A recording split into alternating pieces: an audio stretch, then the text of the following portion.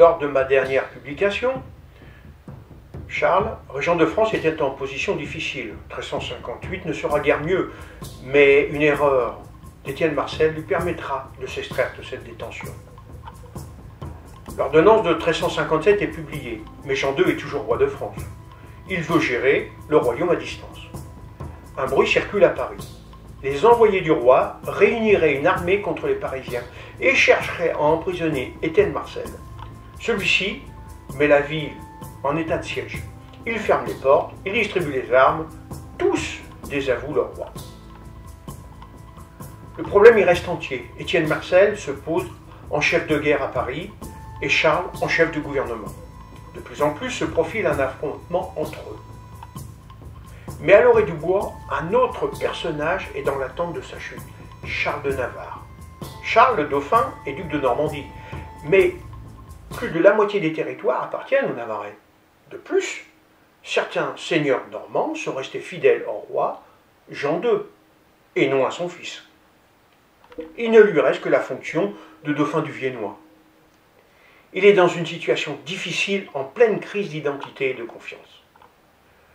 Un événement viendra perturber l'ascension du dauphin. Charles de Navarre est libéré de la forteresse d'Arleux le 9 novembre 1357.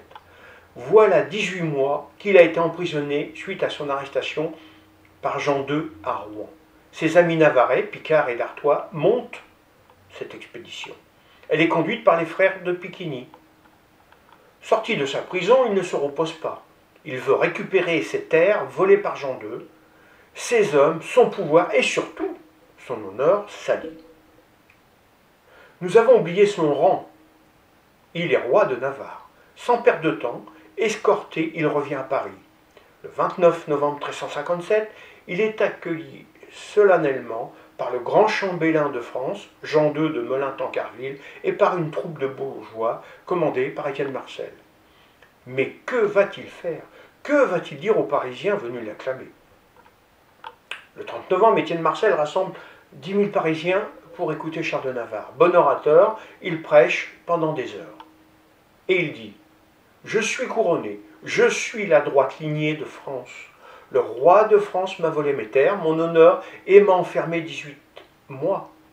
Je demande justice et rien de plus. » Dès le 3 décembre, le Conseil se réunit pour délibérer des requêtes navarraises. Le camp de Navarrais et les bourgeois sont présents. Aussitôt, Étienne Marcel prend la parole. Il invite le dauphin à céder à la pression. « Sire, faites au roi de Navarre aimablement ce qu'il vous requiert, car il convient que cela soit fait. » Le résultat de la délibération est un accord entre les deux princes, afin de les réconcilier. Les clauses d'application sont les suivantes. La restitution des biens au roi de Navarre et à ses partisans. Le pardon des frères Piquigny, auteurs de l'évasion. La réhabilitation des victimes de Rouen.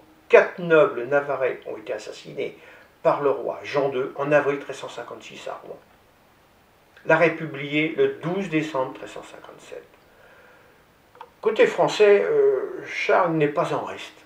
Il revient du Dauphiné avec une troupe de 2000 hommes. Elle campe autour de Paris. Les Parisiens s'affolent et lui demandent des explications. Il justifie la présence de troupes de la manière suivante. C'est pour rebouter les ennemis qui sont autour de Paris. Ils sont là pour la défense de Paris et du royaume. Il nomme ses amis à la tête de troupes. Pierre de Thurey, chanoine de Lyon, le connétable de Flandre, Robert II de Bossard de Wingel, le connétable de Normandie, Robert de Clermont. La tension monte. Étienne Marcel rassemble toutes ses troupes et leur donne des armes. Il leur offre de se coiffer d'un bonnet rouge et bleu, afin de ne pas confondre avec ses ennemis. Tout Paris est en bleu et rouge. Charles le Dauphin décide de calmer le jeu. Il va au-devant des Parisiens et il harangue la foule.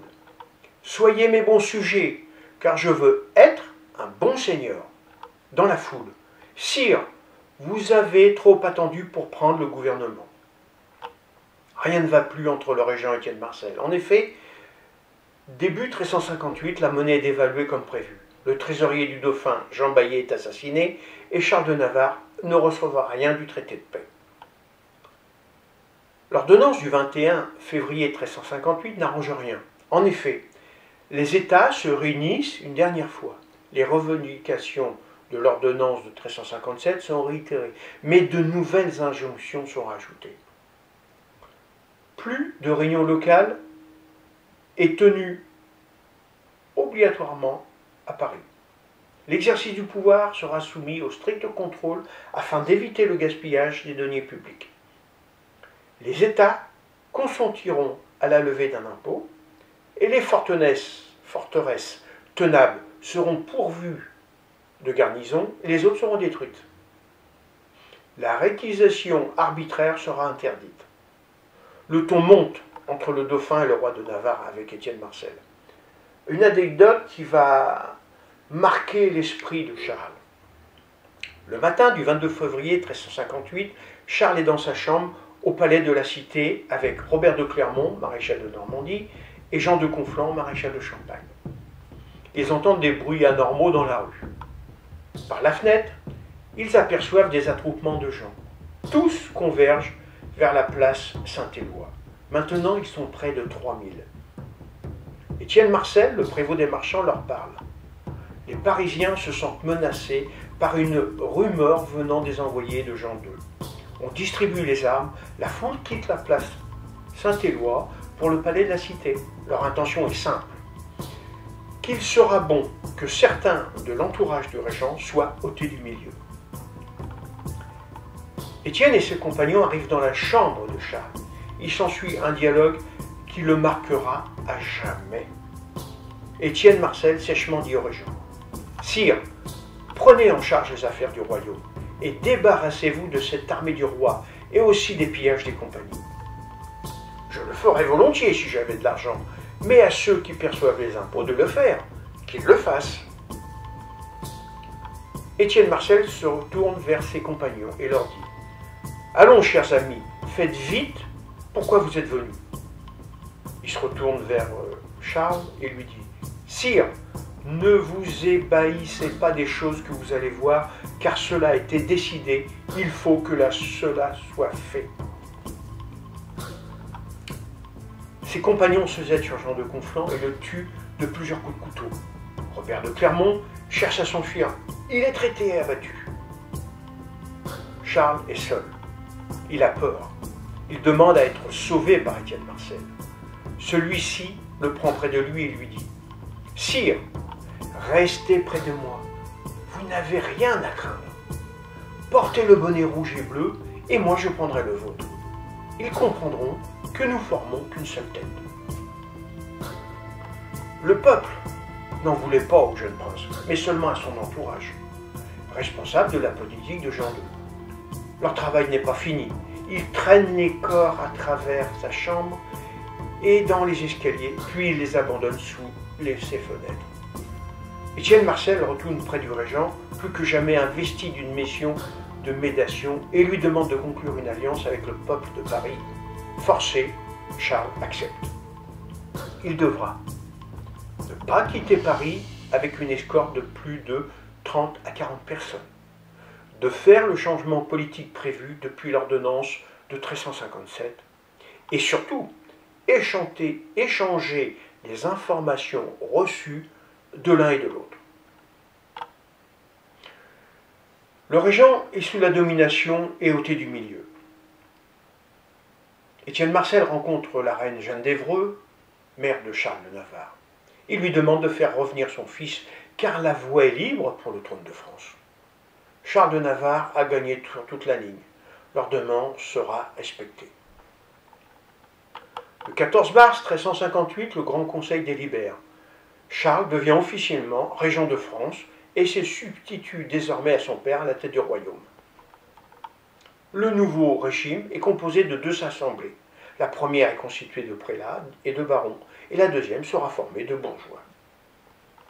Maintenant, il faut prévenir tous les députés de la Languedoc. Étienne Marcel fait à ce moment-là une grosse, mais là, très grosse erreur. Comme il ne peut pas réunir tout le monde d'un coup et surtout à Paris, il décide d'envoyer le régent faire le tour des villes autour de la capitale. Il portera le message du nouveau régime et les préparera à la levée des impôts conforme à la nouvelle ordonnance. C'est une occasion inespérée pour Charles de quitter Paris. D'ailleurs, il ne reviendra pas de sitôt.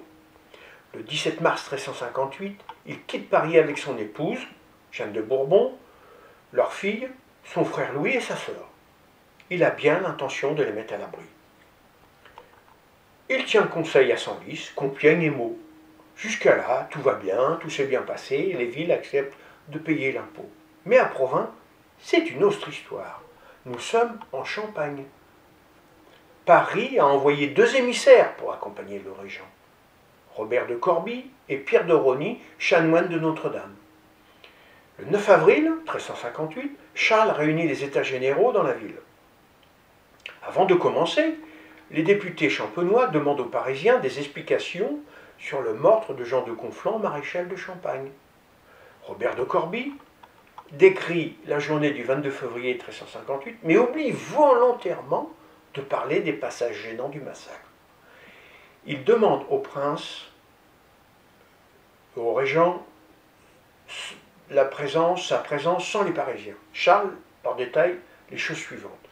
Je tiens et je crois fermement que le maréchal de Champagne et messire Robert de Clermont m'ont loyalement bien servi. Je n'ai jamais entendu dire le contraire.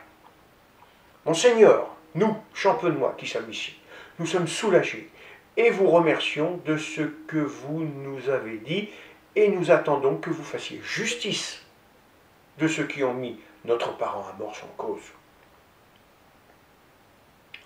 Charles a joué très fin. Il a ramené à sa cause toute la Champagne en scellant une alliance. Dès le 12 avril 1358, il s'empare des villes de Montauroux et de Meaux. Étienne Marcel est désabusé. Il s'est fait avoir. Il n'aurait jamais dû laisser partir le régent de Paris. La guerre est déclarée entre eux.